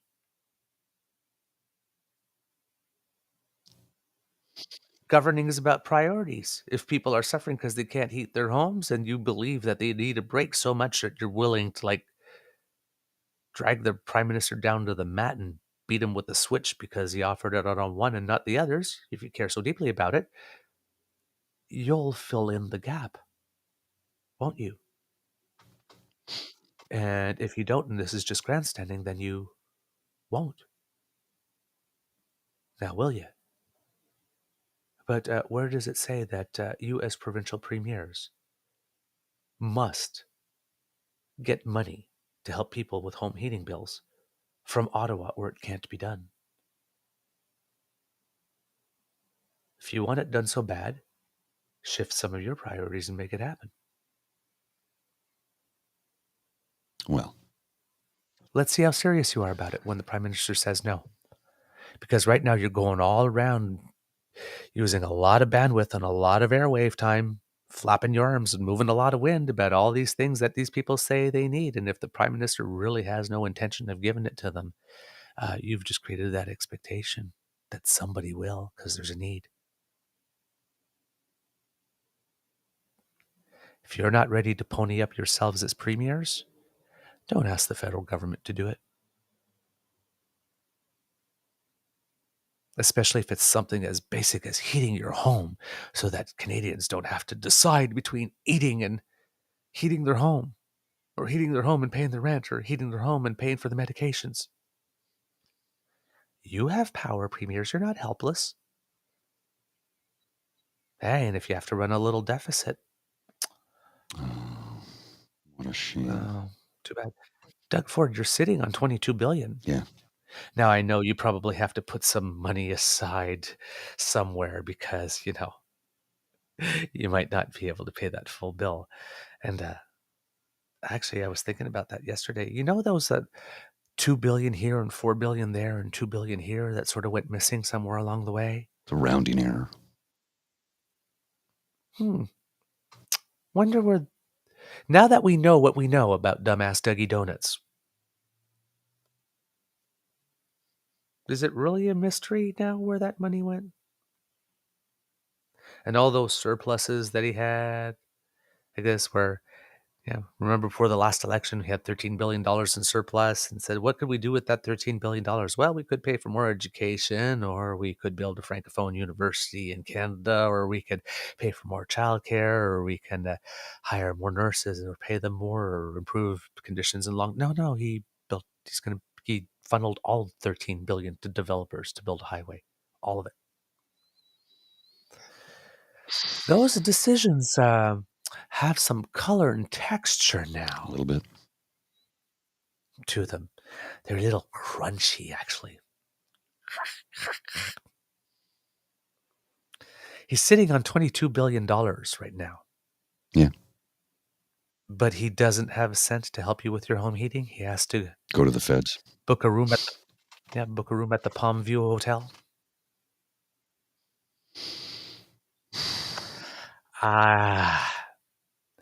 Where's the money going? Developers. Where is the money going? And remember when I said, I think it was a few weeks ago, watch what Doug Ford's other hand is doing, because Doug Ford, I assume, like every other human, really likes his kneecaps. Where they are. Yeah. Yes, where they are. And, he's might be in a little bit of trouble. Well, according to Colin DeMello, Ontario is proposing to launch its own infrastructure bank with an initial $3 billion in public funding in order to help foot the bill for long-term care homes and transportation projects. Where did Dougie find $3 billion since the last budget? Oh, yeah, part of that $22 billion surplus. And he wants to launch an infrastructure bank after he's been caught with his pants around his ankles, both on Greenbelt and MZOs. And soon, probably Ontario Place, and then soon probably Ontario Science Centre, and then probably the 413 bypass, and then probably any other deal. And while this is going on, he's saying, hey, Ontario, how about I take this $3 billion and create an infrastructure? Okay, dude, anything involving you and infrastructure is a hard no. Dougie shouldn't even hold a screwdriver. I'm serious. Literally. Like it's just keep him away from the tool shed. It's like, wow, that sure didn't take long for him to come up with an idea to make sure that those people get the funds that they thought that they were going to be getting. Just boom. Must be nice to be a premier and just suddenly have $3 billion.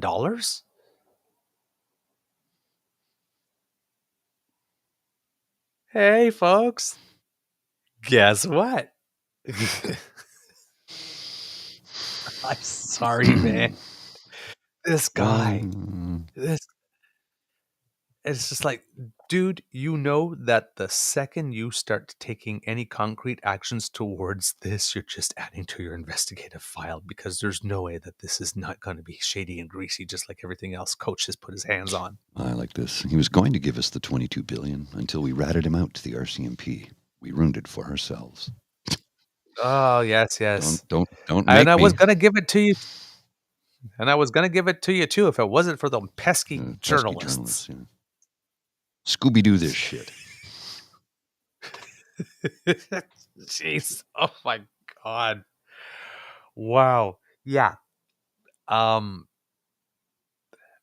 I don't think that idea is gonna go over very well. I don't expect that that's gonna much get off the ground. And if it does, if he decides to just put his head down and plow through anyway, but doing this, oh, I can't.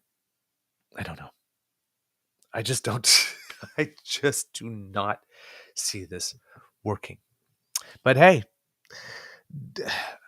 Doug Ford is gonna Doug Ford. Yes, and I'm reading online here about the sudden apparent change in the reflection by Canadians and how we feel about immigration. And I'm seeing people saying, because of the housing crisis, stop immigration for a decade. Yeah. Moratorium, 80% moratorium on immigration for 25 years and reduce government by 80%. What? That maybe shouldn't have had unlimited immigration without some planning. There is a quick fix, no response. Social finance, straight out of Mein Kampf. Drop carbon tax so Canadians can afford mortgages again. Doing this would also drop interest rates. Jesus Christ, people are stupid and ignorant. And they love to show the world their stupidity and ignorance. That's not how it works. I'm like, and it's all these stop immigration immediately. Now, here's the thing, what they fail to realize, these stop immigration people, and maybe some of them are racist assholes, and maybe some of them are just ignorant people who don't know that without immigration, this country comes to a screeching halt very quickly. Because simply put, let me put it in terms that Reform Party people can understand. We're not creating enough human capital to replace people in the workforce. We're not having babies is what it boils down to. Yeah, cut immigration when we don't have enough people to run the country. Like, well, that's why I'm saying, and this is the similar decision, right? It's like that thing with the NDP is a similar decision. Yeah, cut off your nose to spite your face. Yes, let's take actions that will ensure that we choke, get blown away, or drown to death. And those are the terrible options. The good option in this scenario is you only lose your home, but not your life. This in order to give people a tax. It's a little bit of tax relief right now. It's like, this is a stupid decision. Let's let kids not learn what they need to learn in the later years of high school so that they can go into the trades now. Let's cut off the human capital, as they call it, that we need in order to be a successful country, because we can't get our crap together to build homes in a legal way right now. I'm just... all of these decisions are super nanosecond short-term gain like this, and are just going to make the overall underlying situation worse in the long run. This is not smart. No. It's clever, but it is not smart. Now, this thing with the infrastructure bank, it's because, as we mentioned when we were doing the analysis of Dimebag Douggie Disastro's press conference, that sorry, they just come out. Like the finance minister had announced that he was going to give up a fiscal update 2 days later. So that's where this infrastructure bank announcement came out of, was the fiscal update. So the Ontario government is forecasting, this is according to Catherine de Klerk at CP24. The Ontario government is forecasting larger than anticipated deficits while also pledging to invest an additional $3 billion in a new infrastructure bank to help spur community development. And here's the thing. If Doug Ford was bragging during that press conference that he's created more manufacturing jobs in 1 year than all 50 states combined, why do we need to help spur community development? Anyway, so Additional $3 billion in a new infrastructure bank to help spur community development. 8 months after promising to balance the budget by 2025, the province is projecting a $5.6 billion deficit for 2023-24. This is a significant increase from the $1.3 billion deficit forecast in this year's budget back in March. So he missed his thing by $4.3 billion. Now, probably a lot of that has something to do with rising interest rates. So, let's not be too tough on him on this one. According to the government's fall economic statement, which was released on Thursday, this will be followed by a $5.3 billion deficit in 2024-2025 and a surplus of $500 million in 2025-2026. Yeah, in 1 year, we're going to come up with $5.8 billion more than the year before. Somebody else who doesn't believe in fantasy thinking. Wink. In March, the government projected a small surplus of $200 million in 2024-2025. The new numbers reflect updated economic revenue information and higher contingencies. That was a quote. The statement said, as well as slower economic growth projections for the next 2 years. The government also cited high inflation and the Bank of Canada's interest rate increases as two factors impacting Ontario's economic outlook, of course. We haven't wavered from our target to balance the budget. Yeah, you did. But we also have to recognize the environment we're in. Finance Minister Peter Bethlen Falvey told reporters Thursday, we're prepared for whatever comes around. That one has levels. Revenue is predicted to be $2.6 billion lower than planned for 2023-2024, while program expenses are anticipated to be $2.3 billion higher than expected. Officials say this is primarily due to the replenishment of the contingency fund. The province has also said it will be launching the Ontario Infrastructure Bank, which they say will operate as an arm's length. Arm's length. It's a very, very, very, very short arm. Will operate as an arm's length board governed. Oh, that doesn't mean anything when it comes to Doug Ford. Board-governed agency to encourage institutional investor participation in development. Officials say it will enable public sector pension plans and other trusted institutional investors in Indigenous communities to further participate in large-scale infrastructure projects. The government says they will be investing an initial $3 billion in the bank. Quote, you look around the world and there's many infrastructure banks in many parts of the world that help get things built that perhaps otherwise wouldn't get built, Bethan Falvey said. It'll give them more opportunities to invest in more infrastructure that will stay right here in Ontario. What the bank will be able to help is another tool on top of the $180.5 billion that we've committed to a 10-year capital plan for building hospitals and roads and transportations. Oh, man, you have to check every single one of those deals. This is another tool which is successful around the world to get more things built faster. Blah, blah, blah, blah, blah. Most of the other investments within the 158-page document have already been announced. This includes an extension of the temporary gas and fuel tax rate cut to June 30th at a price tag of $320 million for 2023-2024 and $325 million for 2024-2025. The tax rate cut, which first went into effect on July 1st, 2022, would continue to cut prices at the pump by 5.7 cents per liter. Are you feeling the wealth, Ontario? Pennies on the liter, but that's the difference between you not being able to eat. 1.5%. No, sorry, 0.15% inflation and 5.7 cents per liter. The province will also be removing the provincial portion of the HST on new purpose-built rental housing. Okay. That's not bad. The rebate would be available to projects constructed between September 14th, 2023 and December 31st, 2023. The only thing that could be shady about that is the selection of the start date. But September is not that far back, so I'm guessing he's not trying to include too many friends retroactively there. So I'm guessing we can let that one go. The government projects that this will cost about $1 million in 2023-2024, followed by $35 million the following year and $150 million the year after that. The idea is to help spur more housing construction in an effort to meet the province's goal of building 1.5 million homes over a decade. Yes, we know about that goal.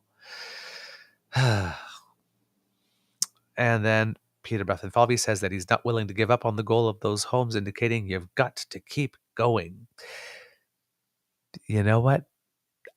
I think that we very clearly established by now that you had to stop somewhere along the way. Yeah. Your problem was that you didn't stop somewhere along the way, among other things. But opposition parties say it's not enough to stay the status quo, with the NDP alleging there's nothing new or meaningful in the economic statement. Quote, there was nothing to meaningfully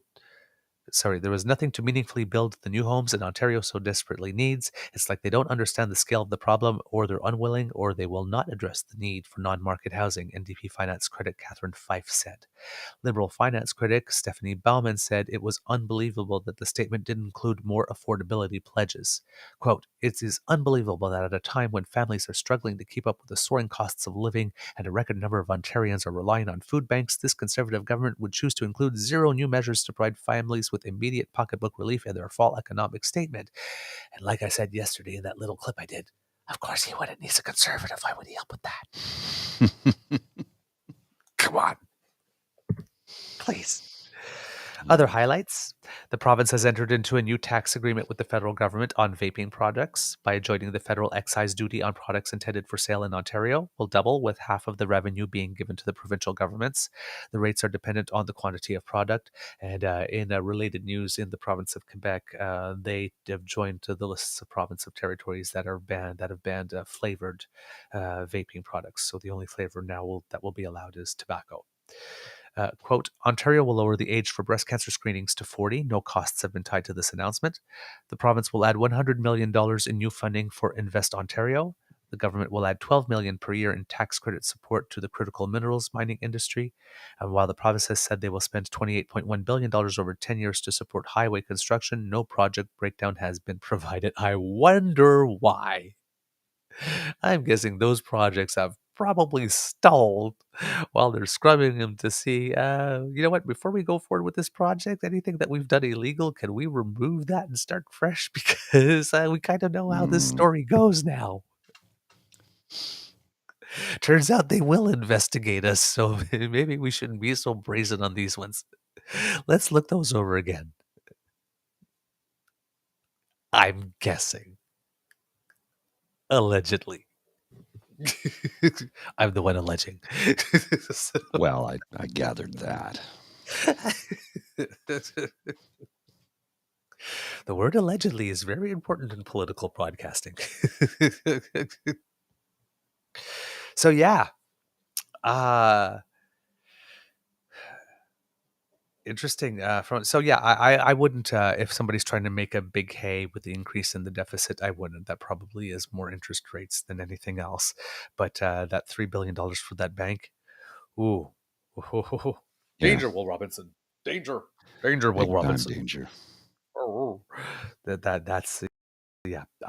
I keep on saying it's Doug Ford farther than I can throw him, and I cannot pick the man up.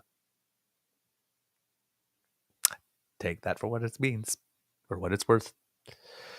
Speaking of Republicans, Donald Trump. What was he up to? Because, I'll be right back. Yes. I got to go do something. I'll be back. Judge Tanya Chutkan, we had reported earlier, had lifted part of her gag order on him temporarily while Trump was contesting it.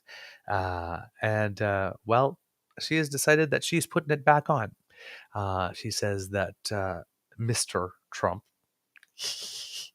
did not show that he was likely to succeed on the merits, and his other claims disregarded the facts. And it seems that other reasons he used don't seem to support that which they are asking the judge to do. And he claimed that less restrictive measures were not considered. They were. And that the order is unconstitutionally vague for reasons that don't withstand scrutiny. So apparently the judge's like, nope. Quote, The first, and here's something that she said that's very, very, very important, and according to some legal scholars, may go in the textbooks because it's a precision of clarity that sometimes doesn't get made, but it is still true. Quote, the First Amendment rights of participants in criminal proceedings must yield, when necessary, to the orderly administration of justice, a principle reflected in Supreme Court precedent.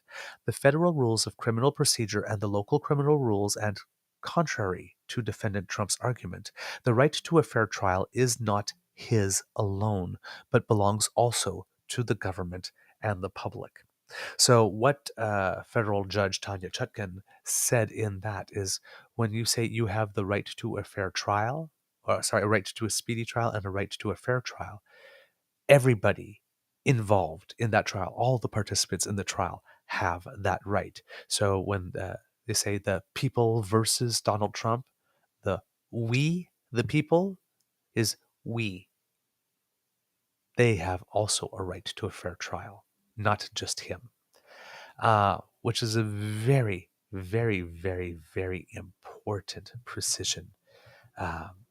So good on the judge for making that very, very clear. Now, the judge also made clear that one of the posts that 45 made during the time that the order was lifted temporarily probably would have violated that order.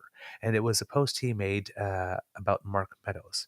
Now, the judge, to make sure that Ronald Rump Roast was crystal clear, and I mean crystal clear, on what she meant, she actually took two examples of things he had posted to his social media.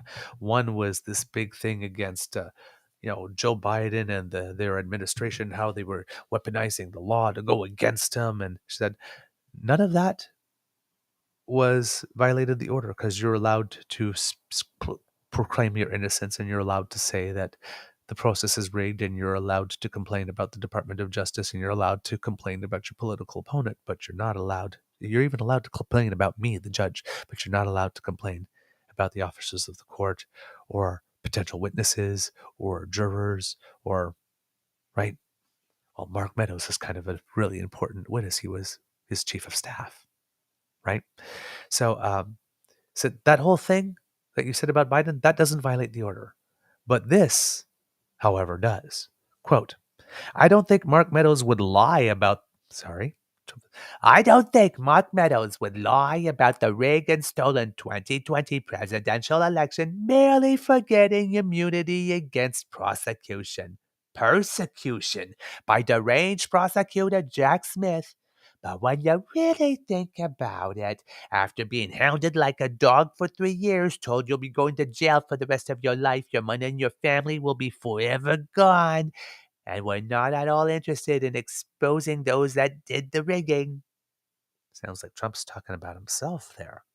And if you say bad things about that terrible monster Donald Trump, we won't put you in prison. You can keep your family and your wealth, and perhaps if you can make up some really horrible stuff about him, some really horrible stuff about him, we may very well erect a statue of you in the middle of our decaying and now very violent capital, Washington, D.C. Some people would make that deal, but they are weaklings and cowards and so bad for the future, our failing nation. I don't think Mark Meadows is one of them, but who really knows? Make America great again.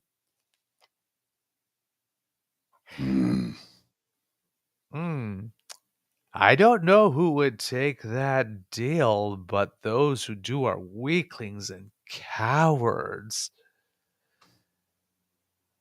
That sounds a little bit like trying to influence a key witness in a trial. Now, doesn't it?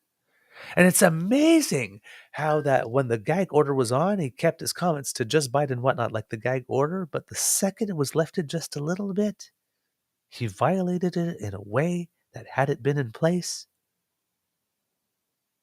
he would have suffered sanction. So, of course, this predisposes the judge to, of course, give him what he wants. No, she sent him packing.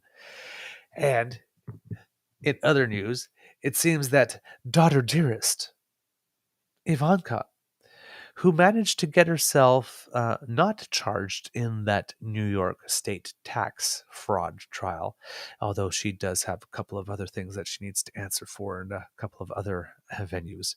But apparently, no, it was all Dad. And so apparently she's had to testify. It seems that Donald, well, she's going to have to testify. It seems that Donald Trump Jr. testified the other 2 days ago. Eric testified yesterday, and Trump is scheduled to testify next week. But Ivanka asked the judge, can we delay this and do this another time? It's, school is in, and, the kids, and I have to go pick them up, and I'm just very busy. And I could just like imagine the judge in that case like going to her and said, listen, beep. Are you not following your father's DC trial with Judge Tanya Chutkin? Because did she stutter when she said the administration of justice does not yield to these types of trivial things? Like, for example, your day job or activities of daily living? Because when Trump was saying that, you can't have this trial interfere with my presidential election campaign. She's like, no, sir. It's like, it's the other way around. You can't have your election campaign interfere with this trial. The administration of justice does not yield to your day job. So if the administration of justice does not yield to Daddy's day job, and Daddy's day job is trying to run for president, it's certainly not going to yield to the fact that it's inconvenient for you to go pick up your kid from daycare. She keeps this up, some judges are going to determine that she's in fact not too pretty for jail. The entitlement, the sheer level of entitlement, absolutely mind-blowing. Mind-blowing. Oh well, they'll find out, or they won't. Right? It's going to play out, Yeah. and it's going to be interesting, and we are going to see him in an orange jumpsuit. Yes. It'll match his skin. We have a show because I need to get to the dentist.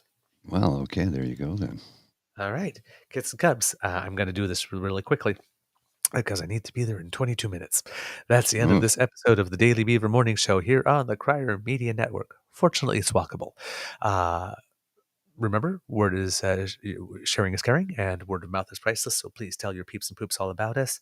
Democracy is something that you do. If you're Northwest Territories, make sure you're ready to vote. Write those letters to your MPPs, your senators, your media, and donate to the Red Cross. If you would like to subscribe and not miss an episode, the Ray Girl has got you covered because her generosity sponsored our pod page. And that's podpage.com/TheTrueNorthEagerBeaver, lowercase letters with a hyphen between each one of those words. And that way you don't have to miss an episode, or you can scan that QR code that's right by my face. If you like subscribing to things, then you need to make like Kit Elaine and smash those buttons on our True North Eager Beaver Media Incorporated YouTube channel. Like, share, subscribe. They're all there waiting for you. Just smash with them, all right? And if you would like to encourage us to do more, then you can go to our coffee page to find the Eager Beaver Lodge tip jar. Then there you can make a contribution to our emergency hydration fund, and that way we can keep on delivering this show for you. That squiggly right by Mr. Grizzly's head is where you go if you happen to have your cell phone and you're watching. And if you are listening, you go to coffee, that's spelled ko-fi.com/eagerbeaver, lowercase letters, all in one word. And thank you very much for all your encouragement. We really enjoy it and appreciate it, of course. From the Beaver Lodge, this is your Eager Beaver saying it can be a tough world out there, so please be kind to and gentle with yourselves. And Mr. Grizzly, do you have some words of wisdom, please? I kind of leaned into it yesterday, and I'm going to lean into it again today, because the more I read about Polyev and his rage farming and his divisive bullshit, the angrier I get. So take a break today. Maybe take a break from the doom scrolling on the Twitter. Put it down for a day or two. Do something that will make you happy today, because life is short and you never know when your time is up. So don't, try not to be enraged all the time. I'm able to manage mine because I'm able to do what I'm describing to you, is unplug from the stuff that upsets you and plug into the things that make you happy. So that's my words of wisdom for today. Exactly. That is very, very good wisdom. You are listening to a True North Eager Beaver Media Podcast. The True North Eager Beaver podcasts are proudly brought to you by our founding sponsors, the Miss V Mysteries from Corvid Moon Publishing, your source for science fiction, fantasy, and cozy mysteries featuring a broad diversity of characters. CanadianTarot.com, your uniquely Canadian online eclectic tarot community and forum, and the Peppermaster, hot pepper sauces made from fresh farm ingredients to thrill your taste buds and expand your mind.